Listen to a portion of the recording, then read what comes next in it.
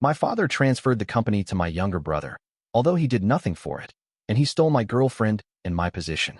Hey everyone, before I get into this, do me a favor, subscribe, like, and turn on notifications. Seriously, it helps a lot. Not many people watch until the end, and the channel needs that push. Alright, let's get into it.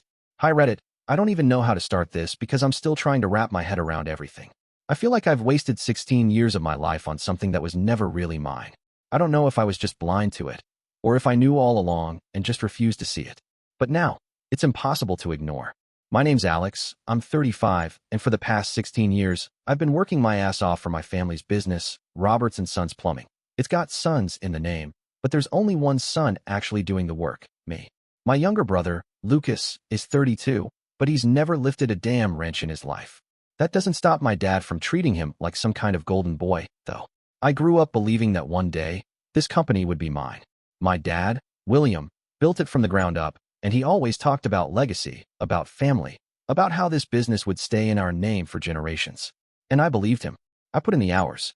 I got my business degree so I could help expand it. I sacrificed vacations, relationships, and any hope of a normal work-life balance because I thought I was building something for my future. Lucas, on the other hand, never had to sacrifice anything.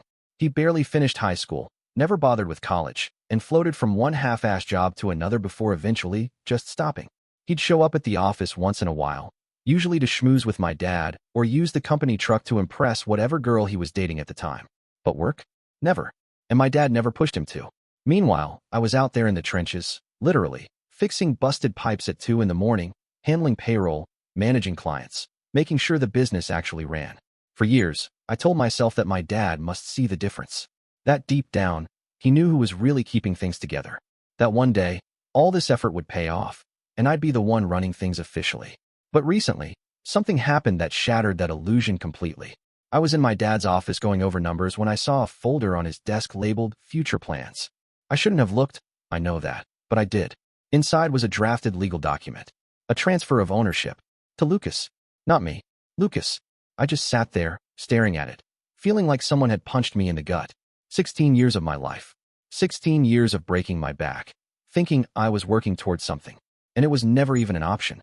My dad had already decided that the business, the thing I built, the thing I gave up my life for, was going to my brother, the one who did absolutely nothing. I don't know what to do. I don't know if I should confront my dad, walk away, or fight for what I've earned. But one thing's for sure, I can't keep pretending like everything's fine. I didn't confront my dad right away. I wanted to, but something in me held back. Maybe I was hoping there was some kind of explanation, some way to rationalize what I had seen. But then Lucas waltzed in one day and announced, with the biggest grin on his face, that he had finally decided to join the family business. I swear, I could hear the pride in my father's voice as he clapped him on the back and welcomed him aboard, like Lucas was some kind of returning war hero instead of a guy who had spent the last decade doing absolutely nothing. My dad was thrilled, more excited than I had ever seen him, telling everyone in the office that it was the start of a new era for Roberts & Sons Plumbing. And then the real insult came. Lucas was brought in as the new customer relations director, a completely made-up position, since before that, customer relations had been handled just fine between me and our office manager. But now, Lucas had a fancy title, a brand new office, bigger than mine, by the way, and a salary that was 85% of what I made. That alone made my blood boil. The fact that he was walking in, with zero experience, and getting paid almost as much as me after 16 years of backbreaking work? Unbelievable. But what really got to me was how little he actually did. His work consisted of going to overpriced lunch meetings with clients, where he'd take selfies with his steak and glass of whiskey, post them with some cringeworthy caption like, "Business never sleeps," and then come back to the office just to sit around and bask in my father's endless praise. He'd shake a few hands, make some jokes, charm the receptionist, and somehow, by the end of the day, my dad would be telling everyone how much of an asset Lucas was to the company. Meanwhile, I was putting in 65 hours a week, sometimes more. I was the one handling the real work, the emergency calls at all hours, the employee schedules, the payroll, the actual plumbing jobs that kept the company running. And on top of that, I had spent months implementing a digital scheduling system, something I had researched and designed to streamline operations. It wasn't easy, but I knew it would pay off. And it did. In just 2 years, our revenue shot up by 42%. But did I get any recognition for it? Not a damn thing. No, thank you. No raise, no acknowledgement whatsoever. The only time my father mentioned the new system was to say how great it was that Lucas was bringing fresh ideas to the company. I almost lost it right then and there. Lucas didn't even know how the system worked. He had nothing to do with it. But because he was sitting in a few meetings where I discussed the implementation, somehow, in my dad's mind, he deserved the credit. I could feel the resentment building up inside me every single day. I wasn't just angry, I was exhausted. 16 years, and I had never felt so invisible. Just when I thought things couldn't get any worse, a new office manager was hired. At first, I didn't expect much. We had gone through a revolving door of office staff, mostly people who either couldn't keep up with the disorganization or got tired of my father's favoritism toward Lucas. But Olivia was different. She was 30, sharp as hell, and had this quiet confidence that immediately set her apart from everyone else in the office. She didn't waste time trying to impress anyone. She just got to work. Within her first 2 weeks, she had optimized the entire workflow, cleaned up years of sloppy record-keeping, and somehow found $22,000 in unpaid invoices that had slipped through the cracks. It was the first time in years that I saw actual efficiency in the office. Even I had to admit, she was impressive. She introduced new accounting software, streamlined communication between the field and the office, and managed to make sense of things that had been a mess for years. And, of course, my dad immediately attributed it to Lucas's leadership, which made me want to put my head through a wall. But despite all of that, Olivia actually made being in the office tolerable. We started talking during lunch breaks, mostly just casual conversation at first, but it didn't take long to realize we had a lot in common. We both loved detective novels, the classic ones, not the overly dramatic modern thrillers, and we had both hiked parts of the Appalachian Trail at different points in our lives. She was a huge movie buff, just like me, and we'd spend way too much time debating which films actually deserved their hype. For the first time in a long time, I found myself looking forward to something at work that didn't involve plumbing, spreadsheets, or fighting for my father's approval. One afternoon, after we had spent half an hour arguing over whether The Godfather Part 2 was better than the original, I finally decided to just go for it. I had been thinking about it for a while, but I kept second-guessing myself. With everything going on at work, was it even worth risking adding another layer of complication? But when she laughed and said, "I could talk about movies with you all day," I knew I had to do it. So I asked her out. Just straight up, no overthinking, no second-guessing. And she didn't even hesitate. "Yeah," she said with a smile. "I'd love that." For the first time in a long time, something actually felt right. 2 days before our date, I walked into the office break room, half asleep and desperate for coffee, when I saw Lucas standing by the machine, laughing with Olivia.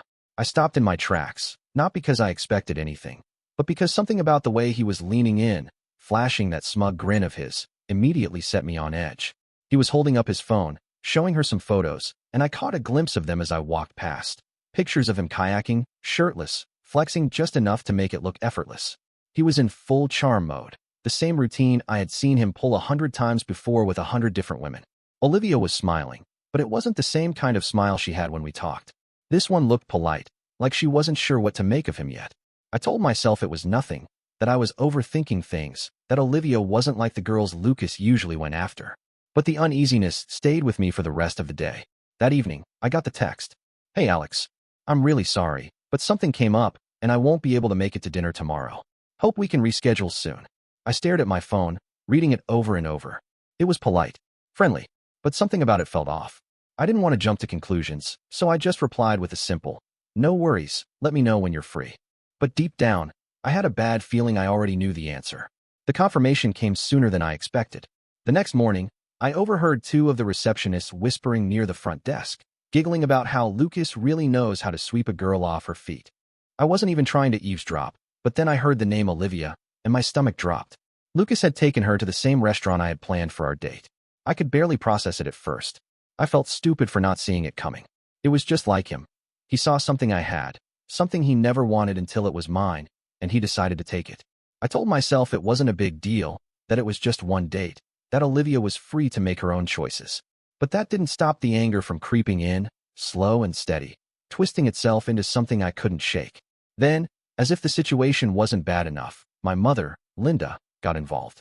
She caught wind of it almost immediately, and instead of seeing it for what it was, she acted like it was the most charming thing in the world.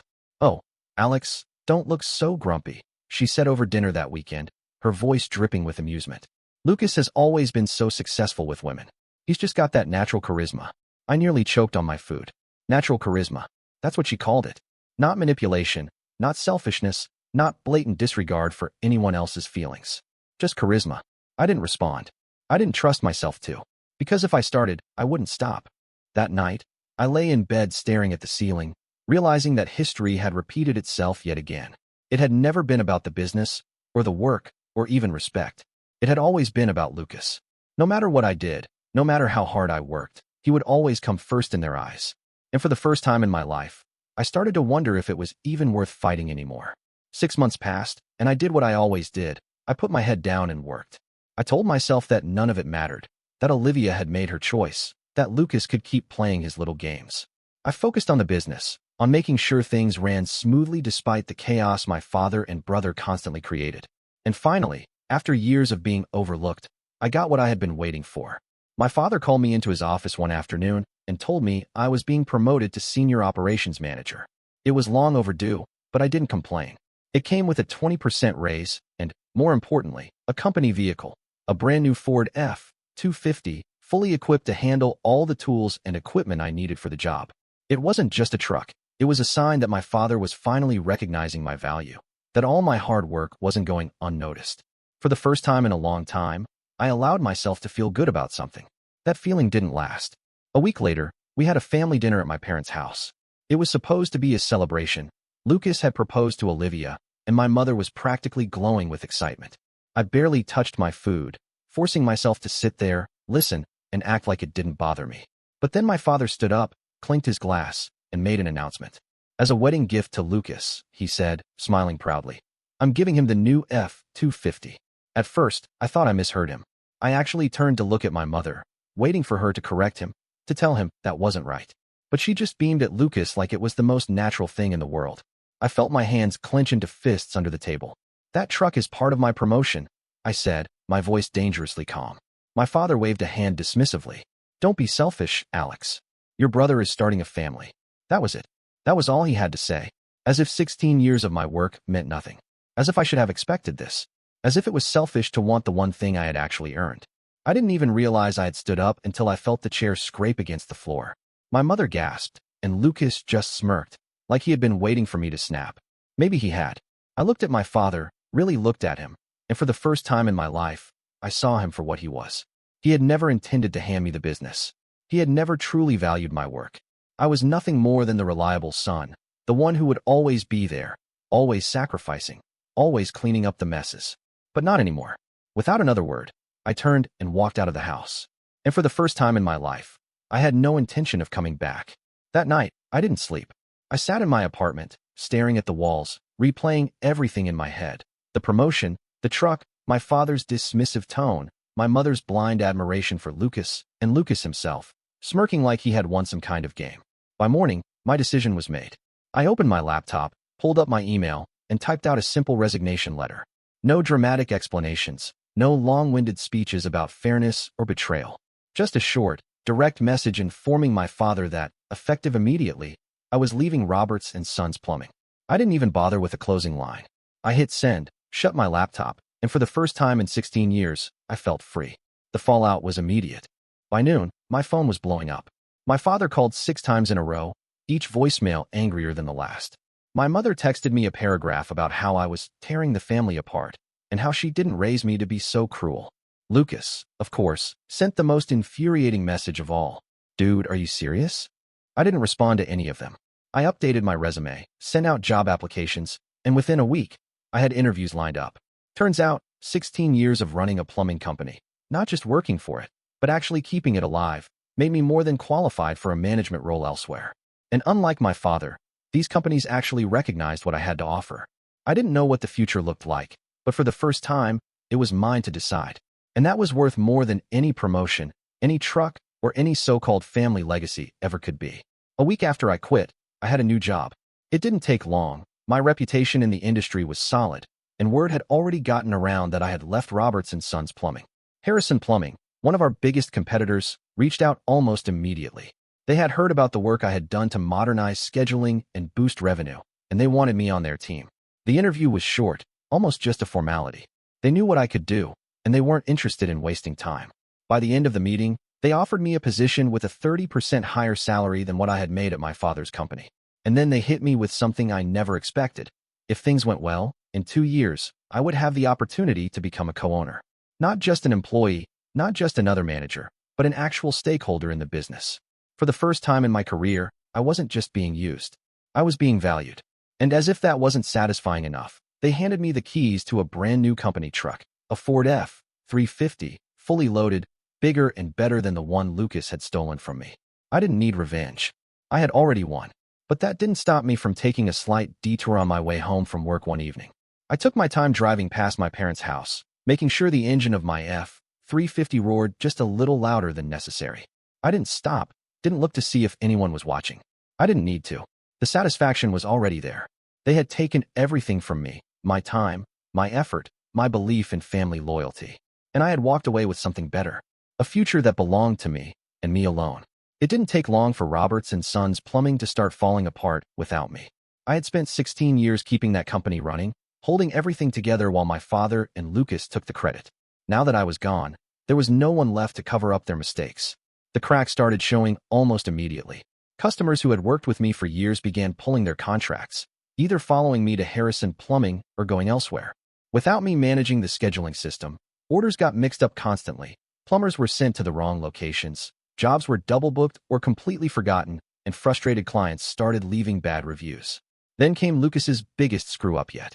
He had one job: renew a $55,000 service contract with one of our biggest clients, a local apartment complex that had relied on us for years. It was routine, something I had done without fail every year. But Lucas, in his usual style, was too busy playing businessman to actually handle business. The deadline came and went, and the contract expired. The client took their business elsewhere, and just like that, Roberts and Sons Plumbing lost one of its most reliable sources of income. The Google reviews tanked almost overnight. What had once been a respectable 4.8-star rating dropped to 3.1 in a month. Complaints about missed appointments, unreturned calls, and disorganized service flooded in. My father, for the first time in his life, was scrambling. The company was bleeding money, and without me there to fix things, he had no choice but to take out a loan just to cover payroll. And then there was Olivia. I heard through the grapevine that she was practically living at the office, trying to hold everything together. She was smart, efficient, and great at managing finances, but she wasn't an operations specialist. She couldn't fix the logistical mess that had exploded in my absence. She was drowning in work, doing everything she could to keep the company afloat while Lucas and my father clung to their sinking ship. I should have felt bad for her. Maybe a part of me did. But she had made her choice. And now, just like everyone else still stuck in that disaster, she was paying the price. Life moved on, and so did I.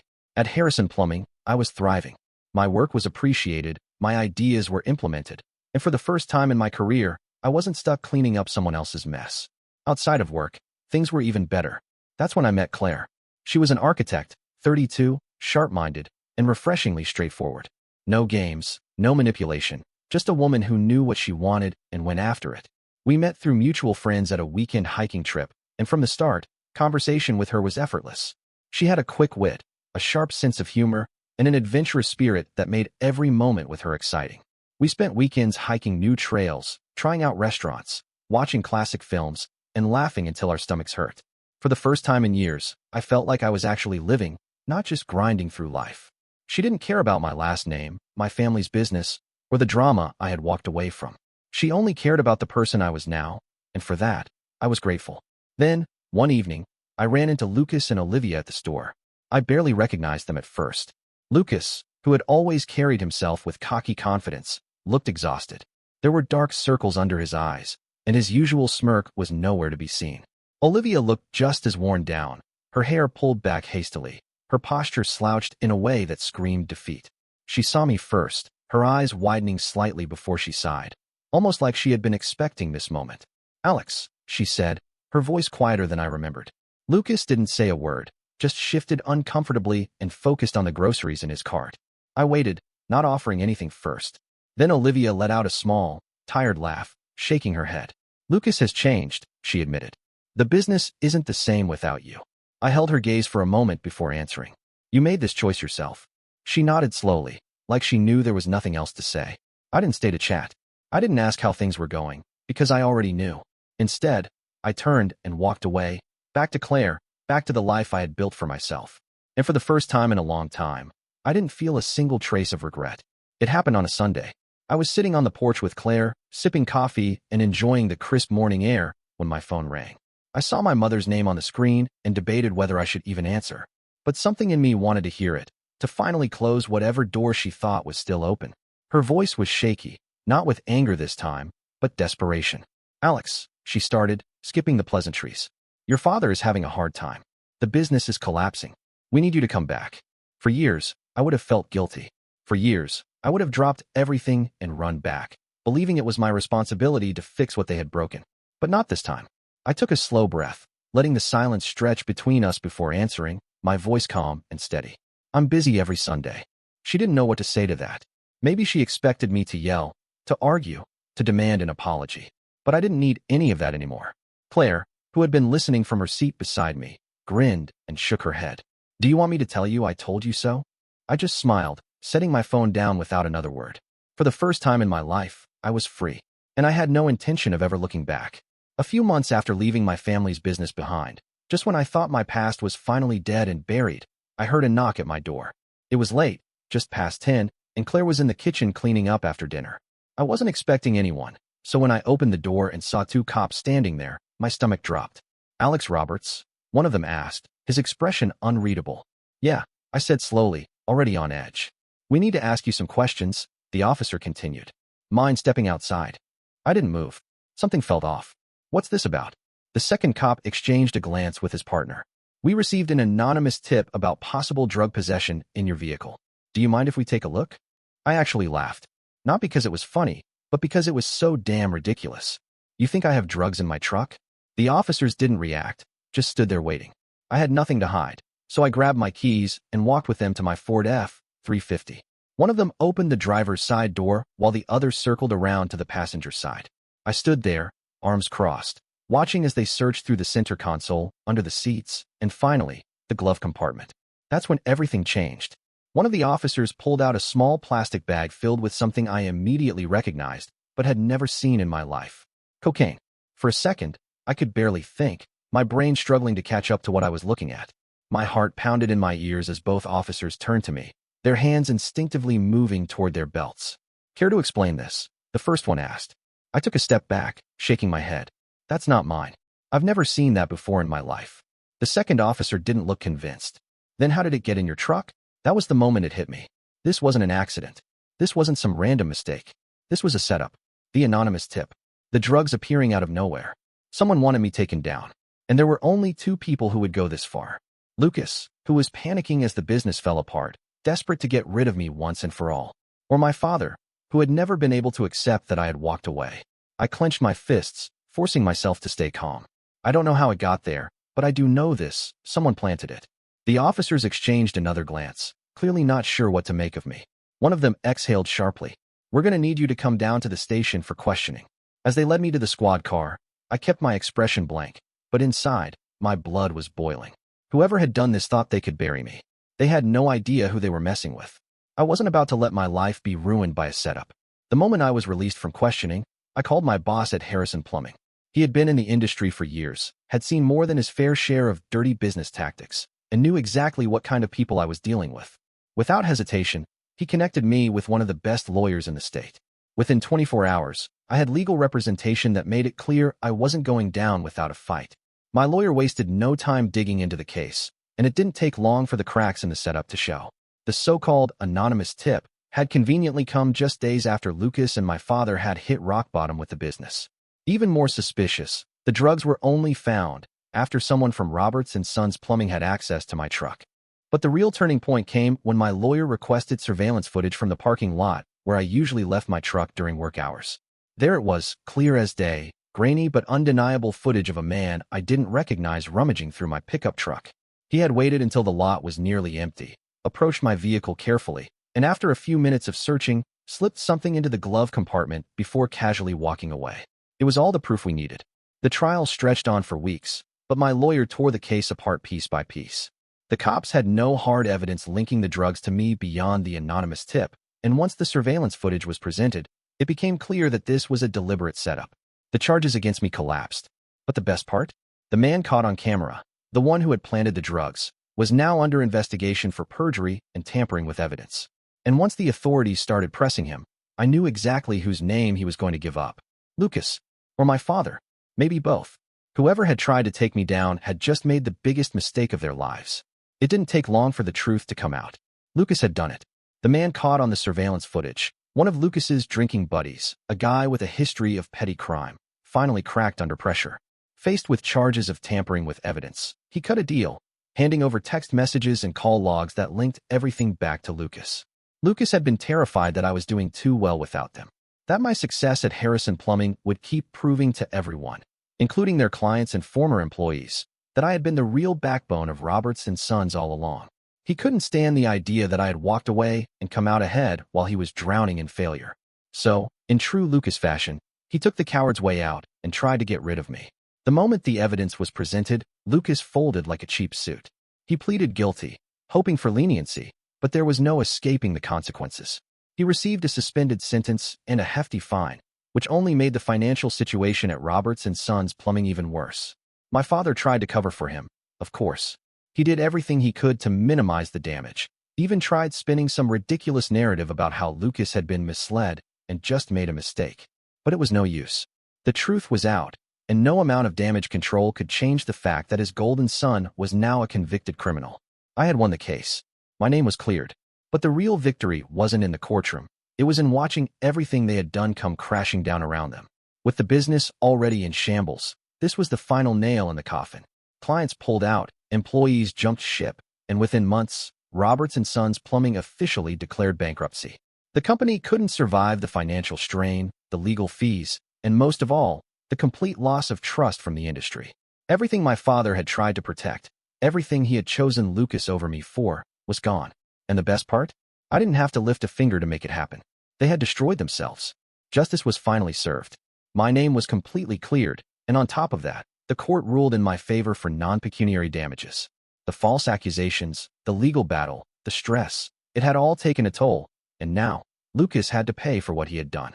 Financially, legally, and personally, he had lost everything. Meanwhile, my life was only getting better. Harrison Plumbing not only valued my work, but had officially made me a partner in the business. My future was secure, and for the first time, I had real ownership over something I had helped build. Claire and I had moved into our own house, a place that was truly ours, not just a rental or a temporary stop. It was peaceful, with a big yard and a quiet porch, the kind of place where we could just exist without the weight of the past hanging over me. One evening, as the sun dipped below the trees, we sat outside, cold beers in hand, celebrating everything we had overcome. My new Ford F-350 sat parked in the driveway, a silent reminder of how far I had come. Claire raised her bottle toward me, a smirk on her lips. To finally getting what you deserve. I clinked my bottle against hers, letting out a satisfied breath. To never looking back. As for Lucas and my father, they were left with nothing. The business was gone, their reputation was in ruins, and any illusion of success they had once clung to had crumbled. And the best part? I didn't need to do anything to destroy them. They had done it to themselves. And that's it. That's how it all played out. I walked away with everything they tried to take from me, my freedom, my success, my dignity. And in the end, they were left with nothing but their own failures. Lucas wanted to sabotage me, my father wanted to control me, but all they did was prove that I was never the problem. They were. Now, I'm finally living the life I deserve, surrounded by people who actually appreciate me. And honestly, it feels damn good. So what do you think? Do you think my father and Lucas got what they deserved? Would you have handled things differently? Let me know, because I'd love to hear your thoughts.